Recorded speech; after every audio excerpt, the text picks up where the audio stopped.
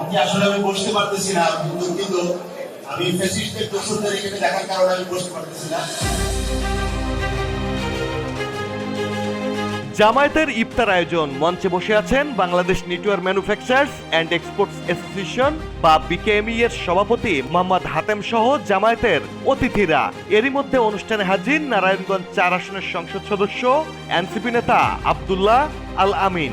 Mic হাতে নিয়ে বলেই ফেললেন ফ্যাসিস্টের দোসরের সাথে বসবেন না তিনি। মুহূর্তেই অনুষ্ঠান থেকে বেরিয়ে গেলেন হাতেম। কিছুক্ষণের মধ্যেই অবরুদ্ধ এমপি আল আমিন।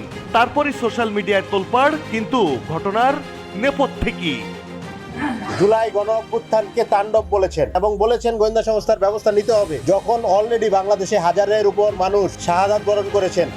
মোহাম্মদ হাতেমের বিরুদ্ধে অভিযোগ, তিনি জুলাইয়ে আন্দোলনকারীদের বিপক্ষে ও তৎকালীন প্রধানমন্ত্রী শেখ হাসিনার পক্ষে অবস্থান নিয়েছিলেন, কিন্তু কোনো গুরুতর অপরাধ না করায় তার বিরুদ্ধে কোনো মামলা হয়নি। বরং ৫ আগস্টের পর নির্বাচিত হন বিকেএমই এর সভাপতি।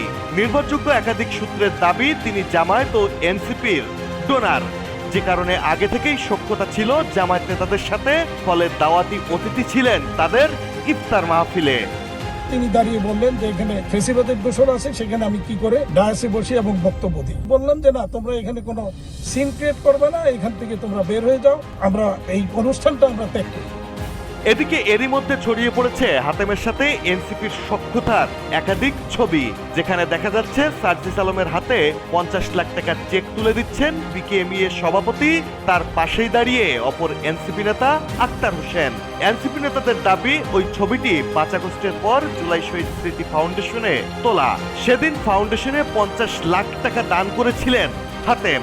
জামায়াত নিজেদের অপকর্ম ঢাকতেই পুরনো ছবি সোশ্যাল মিডিয়ায় ভাইরাল করছে বলেও দাবি এনসিপির। তাদের মতে নিজেদের করা যে কোনো ভুল, অন্যায়, ব্লান্ডারের পক্ষে ন্যায্যতা উৎপাদন করাই জামায়াতের মূল বৈশিষ্ট্য। একই কাজ অন্য কারো দ্বারা হলেই তা জামায়াতের মতে পড়ে অপরাধ ও হারামের পর্যায়ে।